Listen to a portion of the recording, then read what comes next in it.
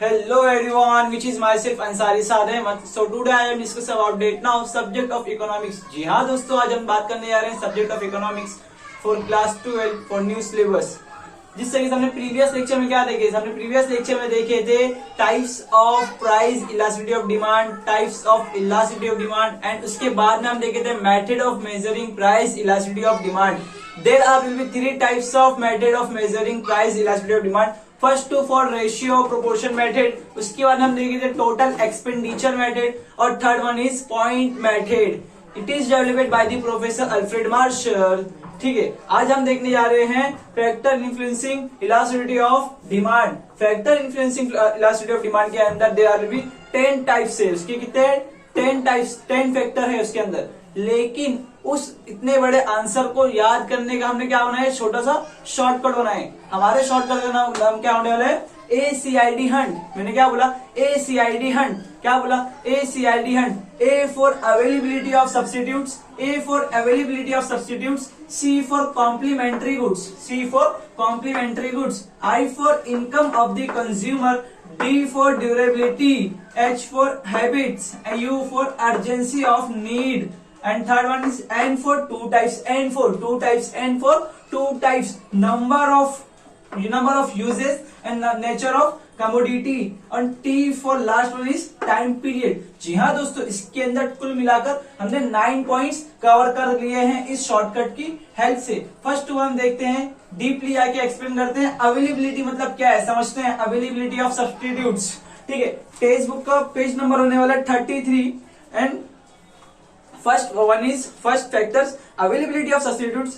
demand for a commodity will be more elastic if it is close substitutes are available in the market, for example lemon juice between etc। Availability of substitutes मतलब ऐसे substitutes, ऐसे goods जिसके substitutes है उसकी demand की change होने की ज्यादा भावना है। मतलब उसकी क्या है, इलास्टिक या इन इलास्टिक होएगा इसका।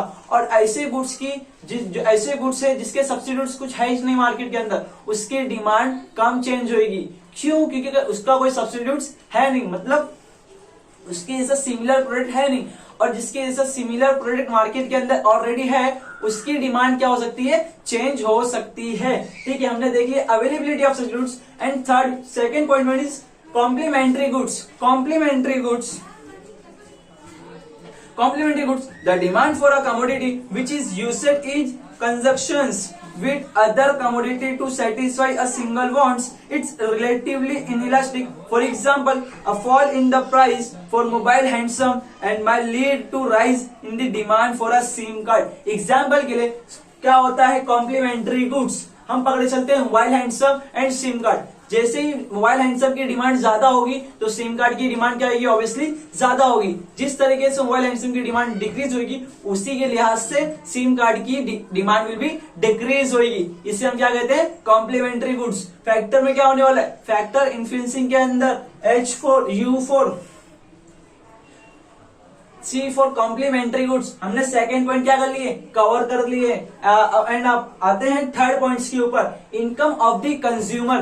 क्या है इनकम ऑफ द कंज्यूमर, हमने देखे थे types of elasticity of demand के अंदर पिक हमारा क्या था, शॉर्टकट था। P for price elasticity of demand, I for income elasticity of demand and C for cross elasticity of demand. I for income elasticity of demand. अब for example हम लेते हैं, जिस तरीके से हमारी इनकम ज्यादा होगी उसी के लिहाज से हमारी डिमांड क्या हो जाएगी, ज्यादा होगी ऑब्वियसली। एंड उसी के लिहाज से मान लो पकड़े चलते हैं, अगर हमारी इनकम कम है तो हमारी demand will be decrease, demand will be income will be increase, demand will B increase and income will be decrease and fall in the demand।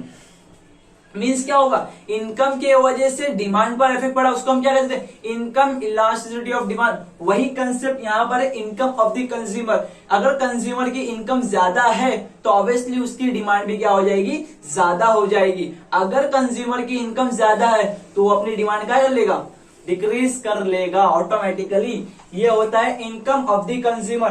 हमने तीसरा पॉइंट देख लिए, हमारा शॉर्टकट क्या है, ACID Hunt. D for durability.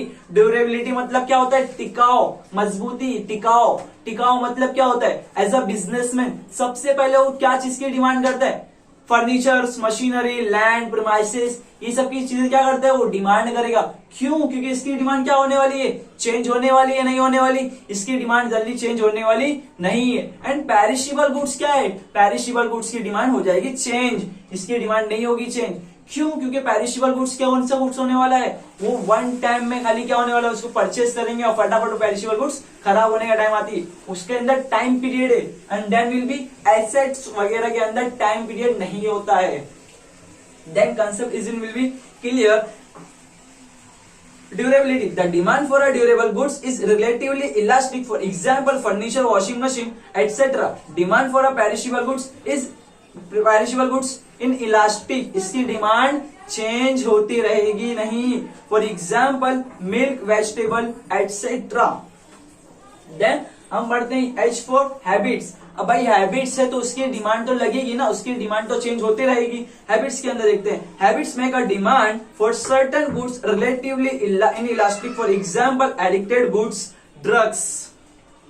Between इसकी demand तो change होती ही रहेगी भाई, इसकी इनइलास्टिक है। इनइलास्टिक मतलब क्या, लेस देन वन, इसकी डिमांड चेंज हो सकती है, मोर देन वन में नहीं आ रहा है। Relatively inelastic, less than one के अंदर रहेगी इसकी डिमांड। हम आते हैं अर्जेंसी ऑफ नीड, हमारा होने वाला है 6 पॉइंट फैक्टर इन्फ्लुएंसिंग के अंदर हमने देखे शॉर्ट कोड हमारा क्या है, ACID hunt. A for availability of substitutes, I for income, elasticity of income of the consumer, D for durability। And उसके बाद में हम देख रहे हैं U for urgency, U for urgency of need, urgency of need। ऐसा कौन सा सामान है जिसके अंदर नीड ज्यादा होने वाली है, goods which are urgently needed will have relatively inelastic demand। For example, medicines, luxury goods which are less urgent have relatively elastic. Medicine की केस में इसकी डिमांड क्या होगी, चेंज नहीं होगी, इसकी डिमांड क्या होगी, चेंज नहीं होगी। और उसके लग्जरी गुड्स के हिसाब से उसकी डिमांड क्या हो सकती है, चेंज हो सकती है। Medicine is an necessary product होता है मेडिसिन, इसकी डिमांड क्या होगी, चेंज नहीं होगी। लेकिन बट लग्जरी की केस में होगी डिमांड इसकी चेंज। देन हम देखे थे U for two types, U for urgency of need, N for two types, nature of commodity and number of uses। nature of commodity में क्या बोला हुआ है, by natures we can classify commodity as necessary, comfort and luxury goods। demand for a necessary like food grains, medicines, text book etc।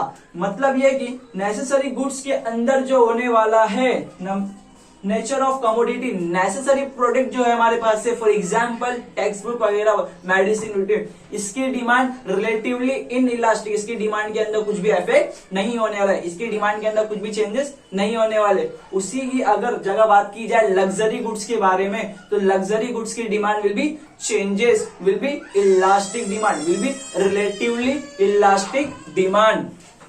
Then and for two types, nature of commodity हमने देख लिए। And देखते हैं number of uses. अरे भैया, एक सामान की ज्यादा अगर नंबर ऑफ यूजेस नहीं है तो उसकी डिमांड तो ऑटोमेटिकली क्या होने वाली है, इलास्टिक होने वाली है।